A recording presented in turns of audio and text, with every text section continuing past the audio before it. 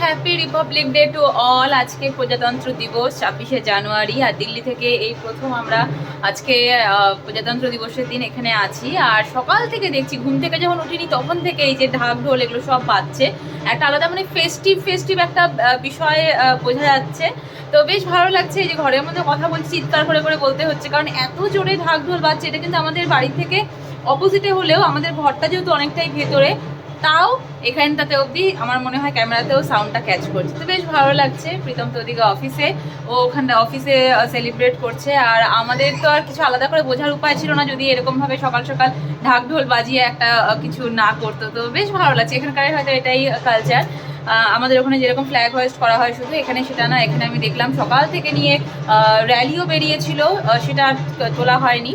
ঘুমের ঘরে বেরিয়ে দেখলাম র্যালি বেরিয়েছিল, স্লোগান দিতে দিতে বাচ্চারা যাচ্ছিল। এটা 3rd নাম্বার আমি দেখলাম যে এখানটাতে ঢাক ঢোল বাজছে। বাইরে এখন অবধি যাইনি, নিচে গেলে পরে পুরো বিষয়টা বুঝতে পারতাম। বাট প্রিয়ানকে নিয়ে বাইরে এখন যাওয়াটা সম্ভব না, ওকে খাওয়া দাওয়া করাবো। এই ঢাক ঢোলের আওয়াজেই প্রিয়ানেরও ঘুমটা ভেঙেছে। তো এখন খাওয়া দাওয়া করে নিই, তারপরে দেখবো বাইরে যদি গিয়ে তখনও থাকে তাহলে আমি শেয়ার করবো এখানে কীরকমভাবে রিপাবলিক ডেটা পালন করা হয়।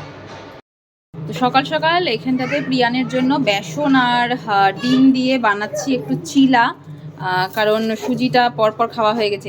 আর এই চিলাটা প্রিয়ান বেশ ভালো খায়, প্লাস হেলদিও। তাই জন্য ভাবলাম যে না, চিলাটাই করে দিই। এই যে মাঝখান থেকে একটু জ্বলেও গেল, ফেটেও গেল।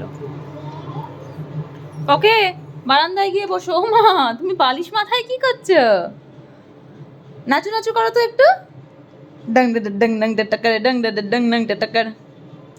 বাইরে ঢোল বাজছে, নাচু নাচু করবে না? না, তাহলে গিয়ে বারান্দায় গিয়ে বসো। সব দরজা জানলা বন্ধ করে দিল। তো এই এখানটাতে আমার চিলা হয়ে গেছে, মুচমুচে চিলা। পকো, কেমন লাগছে বাবা চিলা?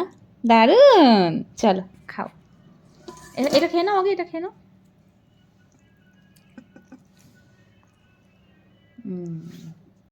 এখানে বসিয়ে দিয়েছি ভাত, আর এখানটাতে এখন ভাজছি একটু মালপোয়া। প্রীতম আবারও বলছিল একটু মালপোয়া খাবে। তো এই অন্যান্য পিঠেগুলো তো বানানো একটু ঝামেলা, এটা একটু ইজিও আছে। তাই ভাবলাম মন ভরে এই বছরটা একটু ওকে আমি মালপোয়া খাইয়েই দিই। ওর ব্যাটার আবার তৈরি করতে গেলে নর্মাল মালপোয়ার মতন করলে চলবে না, এর মধ্যে অনেক কিছু স্পেশালি মিষ্টির জিনিস বেশি দিতে হয়। বাকি জিনিস দুধ কম হলেও ক্ষতি নেই, কিন্তু চিনি আর নলেন গুড় এই দুটো খুব বেশি পরিমাণে দিতে হয়। তো এই যে ব্যাটার এখানে আমি সকালেই আজকে ঘুম থেকে উঠে বানিয়ে রেখেছিলাম। তো এখন ভাজাটা বসিয়ে দিয়েছি। আর পকো কী করছে? পকো খেলু করছে ক্লে দিয়ে। হ্যাঁ, আমি খুলে দিই।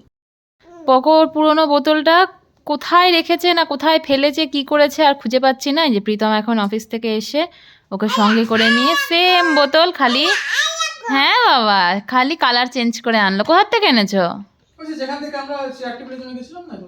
বাবা পছন্দ হয়েছে?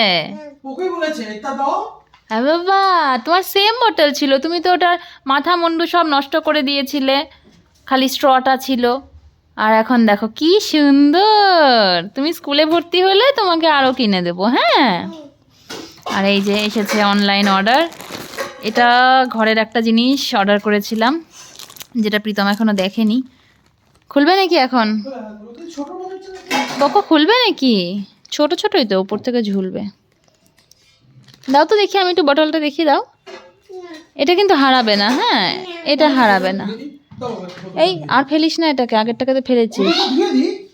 দাও, এটা না ধুলে খেতে পারবে না তো। এই যে যেটা অর্ডার করেছি সেটা হলো এটা। একটু কাছে আনো তো বাবু।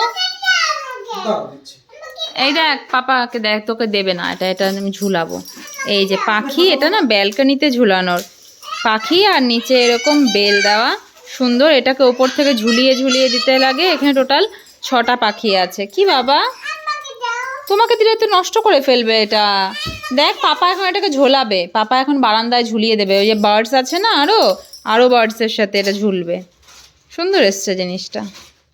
এই বোতলটা আমরা কিনেছিলাম, এটার প্রথম দিনই এই যে এরকম সেম এই বোতলের খালি কালারটা আলাদা, একটা এই যে রাবার ব্যান্ড যেটা গলায় ঝুলানোর, এটা আমি আগেই খুলে রেখেছি। হ্যাঁ, এটা যাতে গলায় ঝুলাতে পারে, এটারও সেম ছিল। প্রথম দিন আনতে গিয়েই প্রথমে এই দুটো শিং এটার মাথার মধ্যে যেটা ছিল সেটা খুলে ফেলেছে, তারপরে এই ঢাকনাটা ভেঙে ফেলেছে। তো এটাতে করে জল খাচ্ছিল। এবার আজকে সারাদিন ধরে এই বোতলটা আমি খুঁজে পাচ্ছিলাম না, প্রীতম আসার পরেও খুঁজেছে, পায়নি।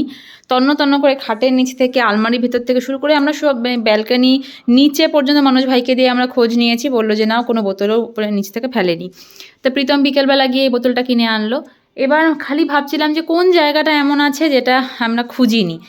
তো শেষমেশ এই যে ওখানে অতগুলো হাগিজ আছে, হাগিজগুলো ওকে হাগিজ এখন চেঞ্জ করাতে গিয়ে দেখলাম এই প্যাকেটটার ভেতরে ও মানে হাগিজের নিচে ঢুকিয়ে রেখেছিল বোতলটা, যেটা আমাদের আইডিয়ার বাইরে ছিল যে এটার মধ্যেও বোতল ঢুকাতে পারে।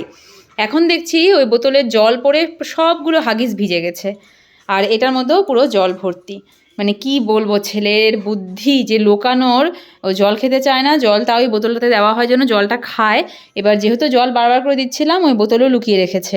নর্মালি খুঁজে বের করি, এবার ও নতুন জায়গা পেয়েছিল এটা, তাই না বাবা?